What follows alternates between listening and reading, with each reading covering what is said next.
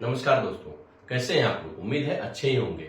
आज जिस टॉपिक को मैं डिस्कस करने जा रहा हूं वह टॉपिक कहीं न कहीं काफी लाभदायक होने जा रहा है। जी हाँ, 2 दिन के बाद जो है राष्ट्रीय लोक अदालत है, यानी 8 मार्च 2025 को राष्ट्रीय लोक अदालत पूरे भारत में लगने वाला है। उससे जुड़े कई सारे क्वेश्चंस, मेरे पुराने वीडियो को देख के कई व्यूअर्स ने क्वेश्चन पूछा, तो कई सारे क्वेश्चंस को जो मैंने टैकल किया या उनको समझाया। उसके बाद मुझे लगा कि आपके ही क्वेश्चन को मैं कुछ क्वेश्चन जो मैक्सिमम लोगों ने पूछा है, या यूं कहिए कि उस क्वेश्चन को मैंने नाम दिया उलझन। जो आपके उलझन है उसके समाधान भी मैंने बताया है। तो चलिए डायरेक्ट आपके पॉइंट पे चलते हैं। जो आपके क्वेश्चंस हैं या उलझन है, उस उलझन को समाधान के रूप में उसका रिप्लाई करते हैं। इससे अंत तक बने रहिए, काफी इंटरेस्टिंग और लाभदायक होने वाला है। और यदि कोई लोक अदालत का नोटिस रिसीव कर चुका है या कोई लोक अदालत में जाके अपने लोन को सेटल करना चाहता है, तो उनके लिए यह वीडियो काफी लाभदायक है। चलिए अंत तक बने रहिएगा। पहला क्वेश्चन जो आप लोगों के जहन में रहता है, पहला क्वेश्चन होता है कि कई लोगों ने पूछा ना कि मेरे 2-3 वीडियो ऑलरेडी आए हुए लोक अदालत पे, आई बटन पे जाके देखेंगे तो वहां पे कॉन्सेप्ट क्लियरिटी हो जाएगी। फिर भी मैं कुछ क्वेश्चन है जिसको बार बार ले रहा हूं। बार बार लेने का मकसद यही है कि कोई भी वीडियो देखेंगे तो वह चीज आपके जहन में रहे। पहला क्वेश्चन है, लोक अदालत कहाँ लगता है। तो लोक अदालत यहां पर लीजिएगा तो राष्ट्रीय लोक अदालत की मैं बात कर रहा हूं, ठीक है। तो राष्ट्रीय लोक अदालत जो है वह हर डिस्ट्रिक्ट कोर्ट में लगता है, ठीक है। अनुमंडल कोर्ट नहीं जाना है आपको, सब डिविजनल कोर्ट नहीं होगा, यह डिस्ट्रिक्ट कोर्ट में प्राय लगता है।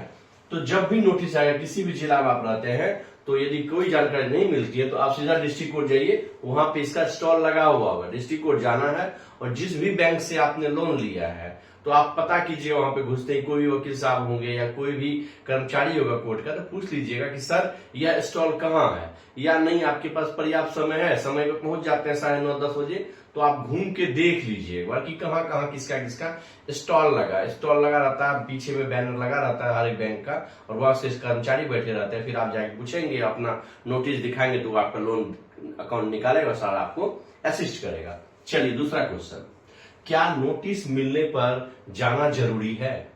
मान लीजिए आपको राष्ट्रीय लोक अदालत का नोटिस मिला है, तो आपके जहन में आता है यार हम तो बिहार में है नहीं, या यदि आप यूपी के रहने वाले हैं तो हम अभी यूपी में है नहीं, दिल्ली में है, मुंबई में है, तो क्या जाना जरूरी है। यदि आपका क्वेश्चन है कि जरूरी है या नहीं, तो आंसर है बिल्कुल नहीं है। जाने की बाध्यता नहीं है। ऐसा नहीं है कि नहीं जाएंगे तो कुछ अफरा तफरी हो जाएगा या आपके कोई केस हो जाएगा। बस ये लोन सेटलमेंट करने के लिए प्री लिटिगेशन स्टेज होता है। ये राष्ट्रीय लोक अदालत जो है वो प्री लिटिगेशन स्टेज कहा जाता है। यानी लिटिगेशन स्टेज क्या, जब आप पे कोई केस हो गया तो क्या हो, लिटिगेशन स्टार्ट हो जाएगा। तो कोई एक पर्सन दूसरे पर्सन पे केस करने से पहले अपना सेटलमेंट चाहता है, समझौता चाहता है, इसलिए इसको प्री लिटिगेशन स्टेज बोलते हैं। और लोक अदालत का यह इसका एक रूप है, ठीक है। अब आइए तीसरा क्वेश्चन है। हाँ, तो ये जो मैंने बोला कि जरूरी है कि नहीं है, तो जरूरी नहीं है। फायदा क्या है वो आगे हम बताएंगे कि जाना चाहिए, क्यों जाना चाहिए, उसके बाद में मैं बताऊंगा। अब आइए तीसरा क्वेश्चन, क्या लोन सेटलमेंट के लिए वकील की आवश्यकता है क्या। एक वकील आपको बता रहा है कि वकील की आवश्यकता है क्या, आंसर है बिल्कुल नहीं। यदि आप पढ़े लिखे नहीं हैं, आपको कोर्ट प्रेमिसेस जाने में डर लगता है, तो आप बोल्डली जाइए, कोई लिटिगेशन नहीं है, आपको अरेस्ट नहीं किया जाएगा। आप आराम से जाके मिलिए, अपने स्टॉल पे जो भी होंगे बैंक के कर्मचारी, उनसे बात कीजिए, अपना वो नोटिस दिखाइए। और आपके लोन को आपसे बेहतर कोई नहीं जानता, इवन वकील साहब भी नहीं जानते। आप उनको लोन बताएंगे, सारा डिटेल बताएंगे, तब उस पर्सपेक्टिव में वो जाके बात करेगा। और चूंकि कोर्ट में हो रहा है तो कोर्ट से वो वेल एक्वाइंटेड होते हैं, फेमिलियर होते हैं, सारे स्टेज को समझ रहे होते हैं। और कहीं कहीं इसमें जज साहब की भूमिका होती है। स्टॉल बाहर लगा रहता है तो 4-5 स्टॉल को क्या करते हैं, किसी एक कोर्ट को जज साहब को अपॉइंट कर दिया जाता है कि आप जो है 5 बैंक को आप देखेंगे। यदि समझौता बन जाएगा तो दोनों पार्टी साइन करें, दोनों पार्टी के साइन करने के बाद उस पर जो कंसर्न जज साहब वो साइन करते हैं। क्योंकि जज साहब का इन्वॉल्वमेंट रहता है और कोर्ट प्रेमिसेस में लगता है, इससे लोगों को लगता है बिना वकील के तो कुछ होगा ही नहीं। लेकिन ऐसी बात नहीं है, या कहीं ना कहीं आपके मन का वहम है या भ्रम है। तो जाना है, आप बिना वकील साहब भी जा सकते हैं, पढ़े लिखे नहीं है, कोर्ट के प्रोसीजर से आप फेमिलियर नहीं है, या आपके पास टाइम का अभाव है, आपको with in short span of time काम करना है, तो आप एक एक्सपर्ट को खोजते हैं, तो वकील के रूप में वो आपको हेल्प करता है। बस इतना ही का योगदान है। चौथा क्वेश्चन, समझौता नहीं होने पर जेल जाना पड़ सकता है क्या। कई लोगों ने पूछा कि कि सर नोटिस आया है, समझ में नहीं आ रहा है, हम तो है नहीं दिल्ली में, या हम जो है आउट ऑफ स्टेशन है, तो क्या करें? यदि नहीं जाएंगे या जाते हैं और वहां पे गए और समझौता नहीं हो पाया, क्या हो रहा है? ये समझौता है तो दो पार्टी बैठे रहते हैं, मीडिएशन करते हैं, कहीं ना कहीं ये बोलता है कि सर हम 100 रुपया 25 रुपया देंगे, ये बोलते नहीं नहीं 80 से कम तो हम कर नहीं पाएंगे। तो समझौता पे हम लोग डिस्कस करते हैं, लोन सेटलमेंट पे डिस्कस करते हैं। यदि सेटलमेंट नहीं हो पाएगा तो क्या जेल जाना पड़ सकता है? तो आंसर है बिल्कुल नहीं, ये रॉन्ग, कहीं ना कहीं ये मिथ्या है। ठीक है, तो ये जेल वेल का कोई कंसेप्ट नहीं है। आप जाइए, समझौता नहीं बना तो क्या होगा? फाइल उठ के फिर वहीं चला जाएगा जहां से आया था। अब को जो आपके कंसर्न बैंक है वो क्या करेंगे? रिकवरी करने के लिए जो लीगल प्रोसेस है उनका, जैसे 138 चेक बाउंसिंग का मैटर है, चेक बाउंसिंग का केस स्टार्ट करेगा, या मान लीजिए 25C है तो वो उस पर प्रोसीडिंग स्टार्ट करेगा। जो भी कंसर्न आपसे रिलेटेड डीआईटी का मैटर, डीआईटी और सरफेसी का मैटर, सरफेसी का प्रोसीडिंग स्टार्ट करेगा। जो भी प्रोसीडिंग से स्टार्ट होगा, क्या वो कोर्ट का स्टेज है। तो कोर्ट के स्टेज में अपना रुपया बचाने के, एनर्जी बचाने के लिए बैंक चाहते चलो कुछ ना कुछ यदि हम लाभ दे दे, कुछ छूट दे दे, तो क्या करें? लोगों को भी लगे चलो कुछ तो राहत मिला, कुछ तो रुपया जो है हमारा ऋण जो है वो माफ हुआ, तो कहीं ना कहीं इससे लोग जाते समझौता करें। समझौता नहीं होगा कोई बात नहीं, फिर बैंक अपना जो लिटिगेशन स्टेज है उस स्टेज को कंटिन्यू करेगा और आप अपना वकील अपॉइंट कीजिए, कोर्ट में फेस कीजिए, बस इतना ही है। जेल वेल का कोई कॉन्सेप्ट नहीं है। बाद में रिकवरी करने के लिए जो भी प्रोसेस होगा डीआईटी के थ्रू या सरफेसी के थ्रू, वो बाद में बैंक करेगी अपना। लेकिन यदि आपके इसमें आने पे समझौता नहीं हुआ, लोक अदालत में गए फिर भी समझौता पे सेटलमेंट पे नहीं पहुंच पाए, तो क्या जेल होगी? आंसर है बिल्कुल नहीं, जेल नहीं होगी। अब आइए फिफ्थ क्वेश्चन, क्या लोन माफ हो सकता है?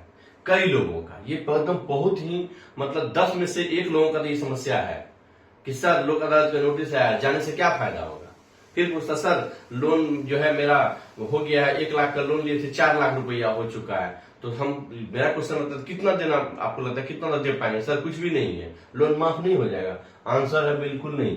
यदि लोन माफ करना ही होगा बैंक को, तो बैंक लोक अदालत में क्यों जाएगी? क्योंकि लोक अदालत में भी तो वो एक्सपेंड कर रहा है, अपने कर्मचारी को वहां लगा रहा है, वो कहीं न कहीं नोटिस भिजवाया आपको, सारा एक्सपेंस तो बेयर की है वो। तो उसका मकसद क्या होता है? लोन सेटलमेंट करना, समझौता करना, लोन माफ करना नहीं होता है। तो कहीं न कहीं कर्मचारी को क्या होता है? हर बैंक का अपना अपना स्लैब होता है। मान लीजिए 100 रुपया बनता है आपके ये लोन का प्लस इंटरेस्ट का, तो कंसर्न बैंक जो है अपने ऑफिसर्स को जो भेजते हैं लोक अदालत में, उसको एक स्लैब देके भेजते हैं, स्लैब 1, स्लैब 2, स्लैब 3, कि चलो ठीक है पहले तुम कोशिश करो कि 90 रुपया में सेटलमेंट हो जाए। नहीं हो रहा है, लोगों का कंडीशन समझिए, यदि उसकी स्थिति और भी दयनीय है, वो देने लायक नहीं है, तब उनको आप ठीक है 85 रुपये ऑफर कर दीजिए। या एक्सट्रीम होता है स्लैब 3, कहीं कहीं स्लैब 4 भी है, तो स्लैब 3 में आके बोले नहीं भाई हम 80 रुपए से 1 रुपए कम नहीं कर पाएंगे, दैट मीन 20 रुपए का वो छूट कर रहा है। एक मैं हाइपोथेटिकल सिचुएशन बता रहा हूं आपको। तो कहीं ना कहीं क्या होगा? माफ नहीं करेगी लोन माफ नहीं करेगा, लोन को कम करके आपको सेटलमेंट समझौता कराएगा, ताकि आप भी लोन को सेटल करने में इंटरेस्ट बरकरार रखें। अब आइए लास्ट क्वेश्चन, और काफी इंटरेस्टिंग क्वेश्चन है, लोक अदालत में समझौता का लाभ और हानि। आपको कई बार लोग बोलते हैं सर फिर वहां जाने से, लोक अदालत में जाने से लाभ क्या होगा? सर उसमें जाने से हानि क्या है?